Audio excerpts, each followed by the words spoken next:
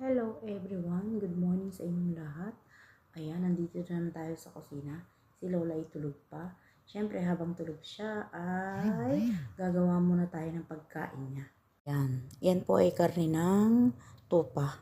Lalagyan natin sa baba ng patatas, kamatis. Lalagyan ng karne sa ibabaw. Ayan, o diba? Pagtapos ay ilalagay natin to. Yan ay kusa. At ito ay waraginap.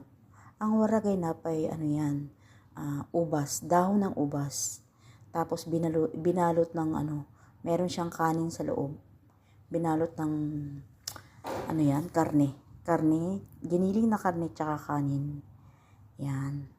Yan kasi yung pinaka-favorite nila dito na pagkain. Lalo na si Lola. Talaga naman pag yan naman ang hinahain sa kanya, talaga napapakain talaga siya ng marami. Ang tawag niya ni